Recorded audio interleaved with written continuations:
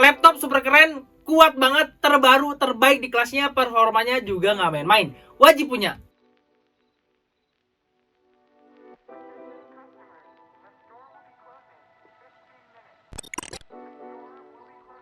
Assalamualaikum warahmatullahi wabarakatuh. Kembali lagi di channel Saudagar Komputer dengan saya, Karis. Kali ini saya lagi senang banget karena kita kembali lagi kedatangan laptop terbaru dari Asus. Saya pribadi yakin bakal banyak banget yang suka sama laptop ini karena laptop ini benar-benar terbaik banget di kelasnya. Laptopnya adalah Asus VivoBook E1404GA. Dari namanya kita udah tahu nih kalau laptop ini masuk di dalam keluarga VivoBook, yaitu kelas konsumernya Asus. Tapi di belakangnya ada embel-embel Go nih. Apakah laptopnya makin kenceng? Kita nggak tahu. Tapi laptop ini udah pakai prosesor yang ciamik banget. Saya yakin performanya nggak main-main. Selain spesifikasinya yang makin bagus, laptop ini desainnya juga bagus banget. Malahan keren banget. Untuk harganya saat saya syuting video ini di tanggal 6 Juni 2024, laptop ini bisa kamu dapetin di harga 6 jutaan. Tapi percaya sama saya kalau harga segitu worth it banget. Dan untuk menjawabnya sekaligus biar kita nggak penasaran gimana laptopnya, langsung aja kita bahas spesifikasi dan juga detailnya. Kita mulai dari prosesornya. Untuk prosesor dia pakai Intel Core i3 N305. Dibekali teknologi Intel 7, punya 8 core 8 thread dengan frekuensi turbo mencapai 3,8 GHz. Dan dibekali 6MB Intel Smart Cache. Sebelumnya kita udah sempet tuh bahas adiknya prosesor ini, yaitu Intel N100. Prosesor itu bagus banget di kelasnya. Dan apakah kakaknya ini jadi yang terbaik juga di kelasnya? Kita nggak tahu, nanti hasil tesnya yang berbicara. Integrated Graphic dia udah dibekali Intel USD Graphic dengan frekuensi dinamis maksimal mencapai 1,25 GHz dan memiliki 32 execution unit. Untuk RAM-nya dia pakai 8GB DDR4 3200 MHz single channel on board. Yang artinya laptop ini udah punya RAM berkapasitas 8GB, tipenya DDR4, tapi on board alias nggak bisa di-upgrade. Nah, ini dia yang sangat disayangkan. Sekaligus saya mau komplain nih buat Asus. Prosesor ini udah support dengan RAM DDR5 dan juga LPDDR5. Tapi kenapa yang digunakan masih DDR4? Kalau DDR5 mungkin performanya akan lebih bagus lagi. RAM 8GB emang udah cukup lumayan lah ya. Udah dipakai buat multitasking, udah cukup oke banget lah untuk kegunaan sehari-hari. Tapi siapa sih yang nggak pengen upgrade laptopnya suatu saat nanti? Selanjutnya untuk penyimpanan. Tentunya laptop zaman sekarang pasti udah pakai SSD. Ya kali masih pakai hard disk. Pakai SSD jenis M.2 NVMe dengan kapasitas 256GB. SSD yang dipakai ini merupakan SSD M.2 NVMe PCIe Gen 3x2 yang harusnya speednya berada di antara 2GB per second. Tapi ketika saya tes menggunakan Crystal Disk Mark, SSD-nya punya kecepatan baca di 1091 MB per second dan kecepatan tulisnya di 1024 MB per second. Emang nggak kenceng banget, tapi speed ini udah lebih baik daripada kita pakai SSD SATA, apalagi hard disk, itu udah jauh lebih kenceng. Lanjut untuk wireless konektivitas, laptop ini udah dibekali dengan Wi-Fi 6 dan juga Bluetooth 5.3. Ya normal seperti biasanya, tapi ada bedanya nih.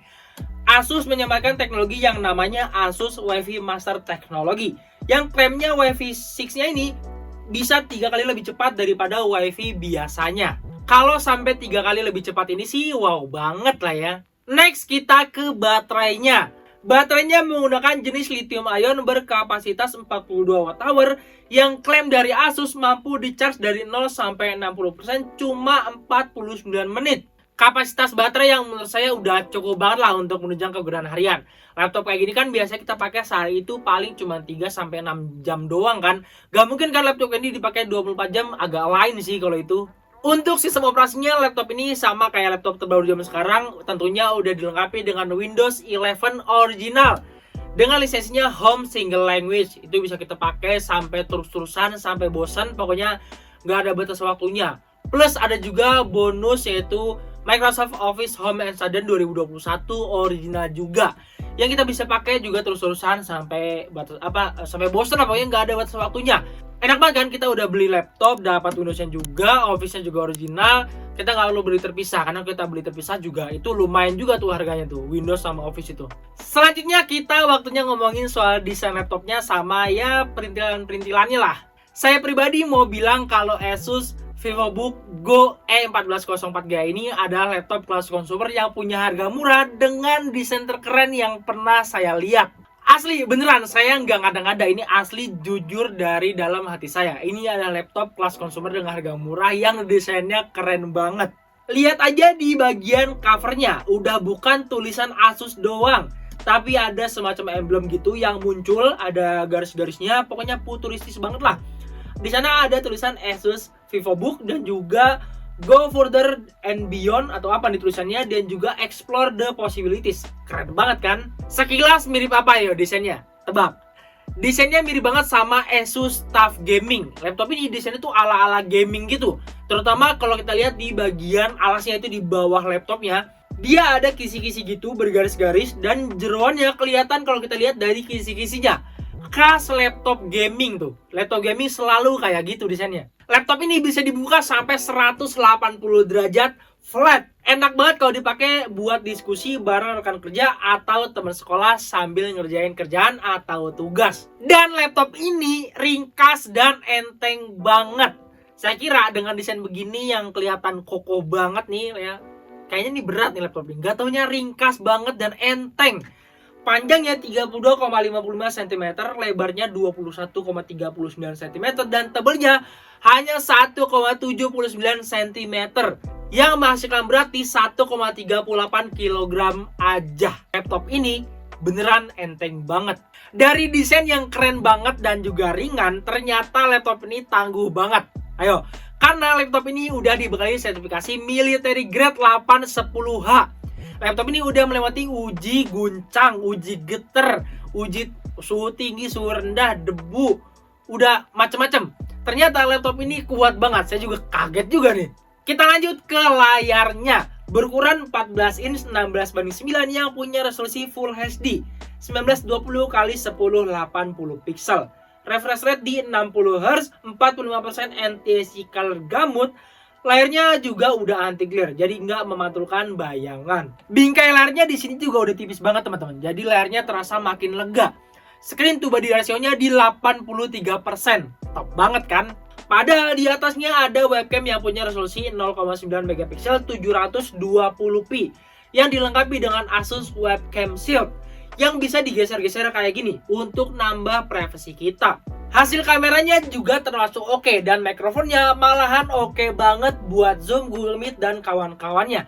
Karena udah dilengkapi dengan teknologi Asus AI Noise Cancellation. Dari kamera, ini kualitas kamera webcamnya dan juga suaranya nih, menurut saya ini gambarnya bagus banget. Suaranya kira-kira gimana menurut teman-teman?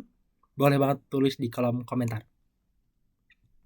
Gimana? Mantep banget kan? Sekarang kita turun ke bagian pengetikan, keyboard. Asus ErgoSense Keyboard selalu jadi andalannya Asus.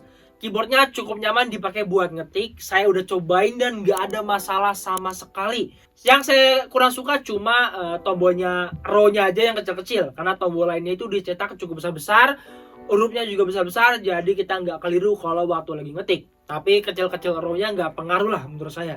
Keyboardnya dilengkapi dengan backlit yang punya 3 tingkat pencahayaan yang bisa diatur lewat tombolnya yang ada di tombol multimedia paling atas. Dan yang jadi sorotan di sini adalah tombol enternya yang lagi-lagi ada garis-garis miring ini.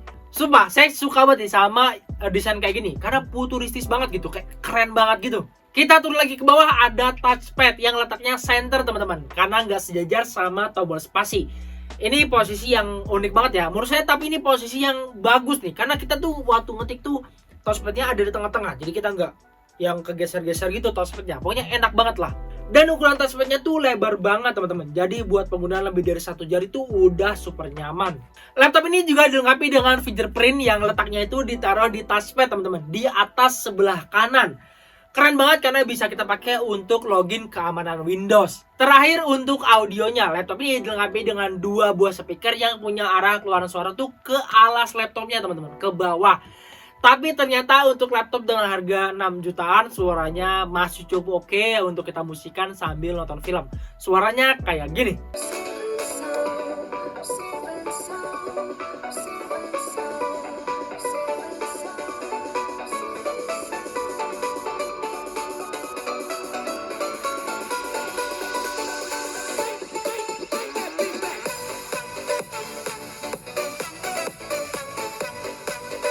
Gimana suara speakernya? Boleh banget komentar di kolom komentar. Oke, kita lanjut ke bagian portnya atau konektornya. Di sebelah kiri ada satu buah USB 2.0 Type A. Hanya ada itu aja. Di sebelah kanan ada DC-in, HDMI, USB 3.2 Gen 1 Type A, USB 3.2 Gen 1 Type C, dan audio combo jack. Port konektor yang menurut saya udah cukup lengkap lah ya. USB 3 juga ada, HDMI juga ada, Type C juga ada. Hanya Ethernet aja yang absen di sini. Tapi nggak jadi masalah kalau katanya wifi-nya bagus, 3 kali lebih cepat. Oke, akhirnya kita tiba di waktunya pengujian performa laptop ini. Nanti kita bakal jalanin beberapa software benchmark ya untuk dapetin angka-angka yang kita bisa jadikan acuan kira-kira bagusan laptop ini atau prosesor yang lain lah ya. Sama nanti kita bakal icip-icip main game tipis-tipis lah ya, biar kita nggak penasaran laptopnya bisa dipakai untuk main game atau enggak. Dan kalau misalkan dipaksa buat main game, kira-kira gimana performanya ya. Langsung aja, ini dia performanya. Tes benchmark saya rasa cukup dengan satu software aja, yaitu Cinebench R15. Dengan ini aja udah menggambarkan gimana performanya. Skor pertama dapat di 804 poin. Kestabilan dalam 5 kali looping dengan kondisi tercolok adapter, skor terus berada di atas 760 poin. Cukup besar. Kami juga pernah mengetes laptop lain dengan Intel Core i5 generasi 10, skornya hampir setengahnya ini. Ya artinya ini udah cukup bagus untuk kelas Intel Core i3. Suhu dalam 5 kali looping Cinebench R15 masih terbilang cukup oke banget dan adem banget untuk coolingnya. Suhu puncak di 92 derajat Celcius, tapi cuma sesaat aja. Setelahnya turun cukup tajam sampai 74 derajat Celcius. Untuk gaming kita coba mainkan Valorant. Game FPS yang lagi rame ini kita mainkan di 720p dengan pengaturan grafis low. Dapetin FPS mulai dari 74 sampai 110 FPS. Game berjalan dengan sangat lancar tanpa ada gangguan apapun, benar-benar bisa dinikmati lah pokoknya. Kemudian kita mainkan GTA 5. Biar nggak penasaran, game open world yang usianya udah nggak muda ini kita jalanin di 720p dengan pengaturan grafis normal. Di daerah yang nggak begitu ramai ini kita dapetin FPS mulai dari 34 sampai 41 FPS. Ketika kita coba ngebut pakai mobil, FPS turun ke 31 sampai 35 FPS. Ya bisa dinikmati sih, cuma kalau maksa banget kayak gini menurut saya kurang oke kalau belum di atas 60 FPS. Nah, itu dia performa dari laptop Asus VivoBook Go E1404GA. Gimana pada teman-teman soal laptop ini? Tadi kita udah banyak bahas soal spesifikasi sampai performanya. Boleh banget tulis di kolom komentar. Terakhir saya mau bahas poin penting dari laptop ini. Yang pertama, dia udah pakai prosesor yang bagus. Bayangin, di harga 6 jutaan, dia udah pakai prosesor Intel Core i3 yang tangguh banget, yaitu Intel Core i3 N305 yang punya 8 core 8 thread. Dan tadi kita udah lihat juga gimana performanya kan, itu udah cukup bagus di harganya. Yang kedua soal desain. Tadi kita udah banyak banget bahas soal desain dari laptop ini, dan ternyata laptop ini tangguh banget. Itu dia kelebihan yang menurut saya bagus banget lah pokoknya. Laptop harga 6 jutaan tapi udah sebagus ini desainnya, kuatnya udah segini ya, itu udah top banget lah pokoknya. Yang ketiga itu fitur-fiturnya teman-teman. Dia tadi udah dilengkapi fingerprint ya teman-teman. Ini ada privacy shooter juga. Keyboardnya udah backlit. Dia udah punya Type-C. Terus tadi ada noise cancellation-nya juga. Pokoknya banyak banget fitur-fiturnya. Dengan harga murah tapi kita nggak ketinggalan fitur-fitur masa kini sih, itu spesial banget. Kayaknya ini jadi salah satu laptop di harga 6 jutaan yang terbaik deh. Kalau teman-teman lagi cari laptop di budget 6 jutaan yang bagus, yang keren, saya pribadi sangat rekomendasikan laptop ini untuk teman-teman beli. Kalau teman-teman tertarik sama laptopnya, seperti biasa link pembelian ada di kolom deskripsi. Di sana juga ada kontak dari admin Saudagar Komputer. Kalau ada yang mau ditanyakan mungkin di video ini kurang jelas, boleh banget tanya di WhatsApp yang ada di kolom deskripsi. Teman-teman bisa beli laptop ini di outlet Saudagar Komputer dimanapun atau di website resmi kita di www.saudagarkomputer.com. Oke, mungkin cukup sampai sini aja. Seperti biasa, saya mohon maaf banget kalau ada kesalahan dalam penyampaian informasi. Terima kasih banget teman-teman udah nonton sampai detik ini juga. Jangan lupa teman-teman follow sosial media kami yang ada di kolom deskripsi ya. Jangan lupa juga like video ini, komen kalau pertanyaan, dan juga share video ini. Jangan lupa juga teman-teman subscribe channel YouTube Saudagar Komputer dan aktifkan lonceng notifikasi biar teman-teman nggak ketinggalan kalau kita ngupload video terbaru. Follow ya tadi sosial media kami yang ada di kolom deskripsi, ada Instagram, TikTok juga, dan juga Facebook. Sampai jumpa di video berikutnya. Terima kasih dan salam teknologi.